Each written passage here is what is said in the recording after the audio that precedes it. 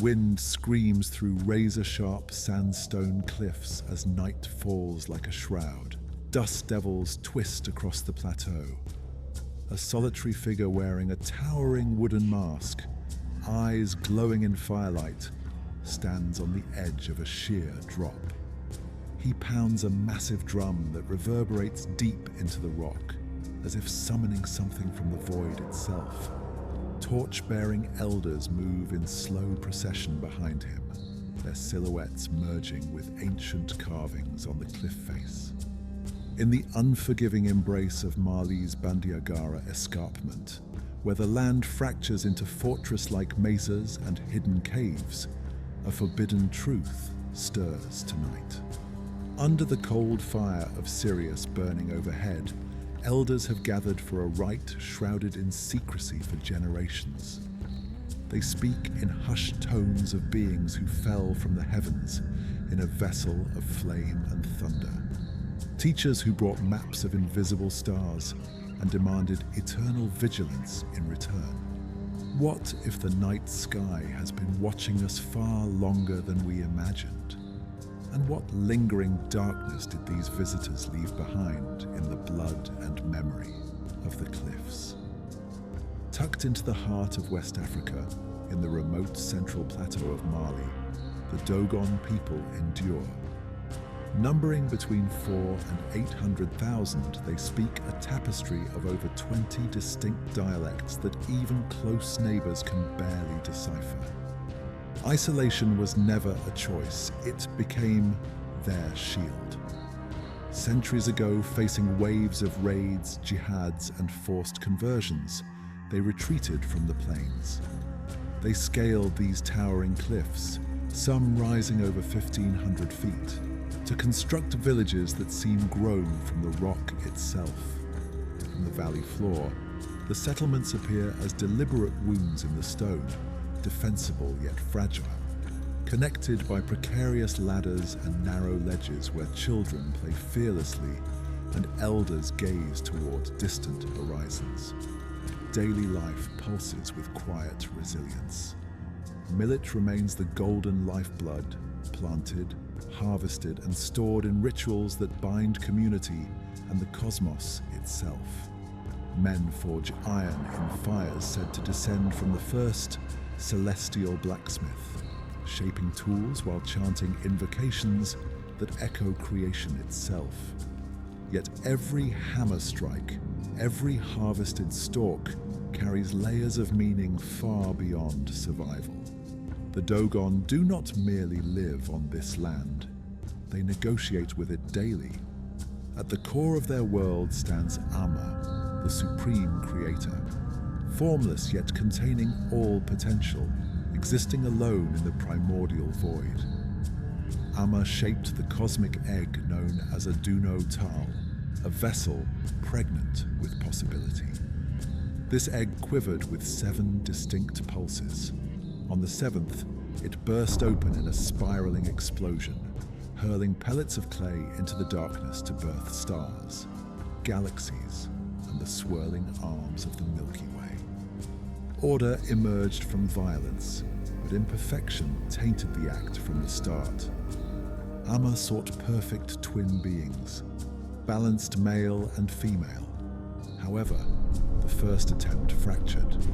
Ogo, impatient and rebellious, tore free from his intended twin early. He broke out of the cosmic placenta prematurely, fashioning a makeshift vessel from a massive torn piece and leaving his female twin soul, Yasigi, behind. Born as a single, incomplete male being, he was inherently flawed and lonely, forever lacking his counterpart. Ogo descended to Earth prematurely along the Milky Way's luminous path, an arc of disorder trailing behind him, placing a newborn world squarely in the crosshairs of the chaos to come. He had ripped away a portion of the sacred placenta to make his escape, and Amma transformed that torn cradle into the first Earth. Mistaking that placenta Earth for the hiding place of his twin, Ogo clawed and cultivated the soil in frantic search, tearing at the land and draining its life. Fields refused to yield. The soil ran red and dry, stripped of the moisture that once carried life. When Ogo fled again to steal the remaining placenta in Amma's celestial womb, Amma instantly ignited the placenta as Ogo was actively fleeing with it, thus turning this ignited placenta into Earth's sun. The heat was so intense that it caused Ogo to become severely burned and scarred. Stripped of his remaining divine light and defeated, Ogo dropped the burning sun into its orbit and tumbled back down to Earth. His stolen, dry speech, forced from the sacred placenta, spread confusion across creation, a language without divine breath that twisted meaning into deception and misunderstanding. By mating with the earth, he polluted the cosmic womb. Women's bodies mirrored the land, sealed and barren, and births faltered. Life bent into deformity. Cycles faltered. The world shuddered under a disorder born of theft and tragic misunderstanding. Yet even in the midst of this unraveling, Amma protected Yasugi. She was delivered safely and grew under the care of the perfect Nommo twins. Amid Ogo's frantic tearing through the cosmos, incestuous violation of the earth, and a desperate hunt for a twin who was never there, Amma at last sealed his ruin. Amma transformed Ogo into the pale fox, solitary, desert-dwelling, stripped of divine form, yet bearing the stolen secrets of creation. His sandy coat and silent footprints became living signs of the sterility he had sown, and his ambiguous cunning was folded into divination and story. Even so, the rupture he caused forced speech, invention, and new forms of social order into being, not as a benevolent gift, but as bitter necessities born of repair. Gods and humans were compelled to name, mend, and ritualize the world. From that costly lesson came the rites and rules that hold balance. Ogo's theft had unmade the world. Only a new, perfect pair could stitch it back together. To mend the cosmic wound that Ogo caused, Amma created a second set of twins, the Nommo. They arrived in a roaring arc of flame and thunder, amphibious and opaline, and set about mending what Ogo had torn. The Nommo taught wells, irrigation and rain rites that made millet, sorghum and rice yield. They carried seeds of knowledge, the first ploughs, measures of season, and the first marks of writing and law. They shaped speech into a living language, words taught as songs, names and rites that mended Ogo's dry speech and bound people to one another and to the world. They gave masks and songs for the Sigi and laid down the rites that bind kin to harvest. Their name, Nommo, literally means to make one drink, to give water, sustenance, and life. Yet the healing they offered demanded a price. In a deliberate strike to restore order, Amma sacrificed only a single male twin, Nommo Semi, rather than a pair. Dismembering his body allowed Amma to scatter the spirit's purifying essence across a corrupted universe. Once resurrected, this lone guardian successfully led the remaining ancestors to Earth to re-establish universal harmony. Yet fragments of that original disorder linger, demanding constant appeasement. This cosmology breathes through every ritual, heavy with consequence. Animal sacrifices, goats, chickens, and larger beasts on solemn occasions feed the altars and nourish Nyama, the volatile life force animating all things. Unchecked Nyama can corrupt or destroy. Blood must flow to restore equilibrium. In the elaborate Dharma funeral ceremonies held months or years after death, masked dancers known as the Awa storm across rooftops and through village squares for days. They perform ferocious mock battles, whip the air with cries, and drive the restless soul of the deceased away from the living. The masks worn transcend performance. Carved from sacred wood and imbued with ancestral power, they become living vessels channeling forces that can protect or consume. One misstep during the dance, one broken taboo risks inviting calamity upon the entire community. The Sigui ceremony stands as the pinnacle of their cosmic duty. Performed roughly every 60 years to track the orbit of the invisible companion star, it unfolds over several years. Initiates retreat into seclusion, learning a secret ritual language called Sigi-So.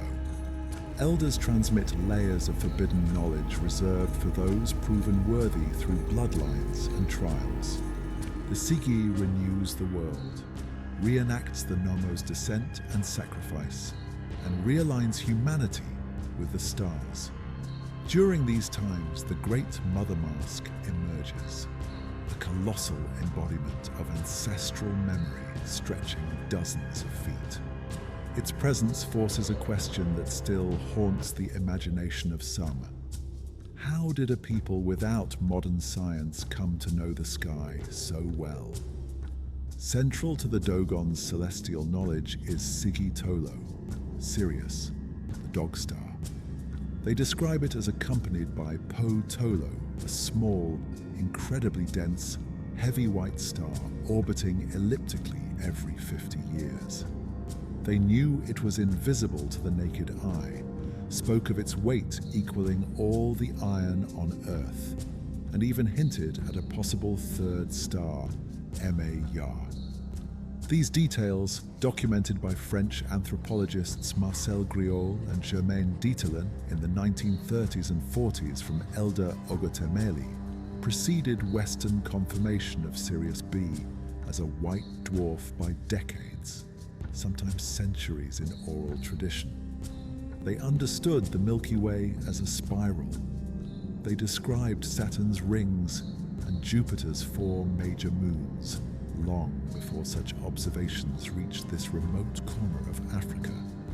The Nommo, they insist, revealed these truths, beings from the Sirius system who crossed the void to impart wisdom and extract a covenant of remembrance. Scholars still debate the source: independent discovery, cultural contamination, or evidence of contact lost to conventional history. Whatever the origin, the knowledge remains guarded like a live coal, powerful, sacred, and dangerous if mishandled. Guarding such secrets extracts a profound cost. Initiation binds body and spirit through charged ritual medicines made from plant poisons, animal remains, and sacred compounds that induce visions and seal unbreakable loyalty. Blacksmiths, descendants of the celestial forger, wield double-edged prestige, revered yet feared for their command over transformative fire. Taboos govern existence with iron precision. Each clan associates with a totem animal. Violating its sanctity demands purification through fresh blood. The pale fox, linked to Ogo's disorder, roams as a trickster spirit whose footprints diviners interpret for omens. Witchcraft accusations and spiritual attacks haunt daily life, requiring counter-rituals and sacrifices to maintain fragile peace. The cliffs that sheltered them from invaders also became a prison of ancient pacts, where harmony demands perpetual vigilance against the chaos Ogo unleashed. Historically, resistance defined them. They fled Muslim jihads and slave raids, choosing these inaccessible heights over conversion. Even today, as Islam spreads and modern pressures erode traditions, pockets of elders preserve the old ways in hidden groves and during rare celestial alignments. The Dogon did not simply survive on these dramatic cliffs. They became living repositories of a cosmic blueprint written in blood sacrifice and generational memory. Their story challenges comfortable narratives about human isolation and the slow march of discovery. And in the shadow of Sirius, amid wind-sculpted rock and millet swaying like whispered prayers, they continue their watch. Some still speak quietly of the Nommo's eventual return, not as gentle teachers this time, but as judges of what humanity has wrought with the knowledge first torn loose through Ogo's transgression. Though sacrificed, their essence endures, scattered, not extinguished. And from those fragments they may be reassembled and summoned in a time of need. In the cold distances between stars where some call the heavens, perhaps the Nommo are still listening and waiting, for their coming would be less a rescue than a reckoning, reweaving the fragile harmony that sustains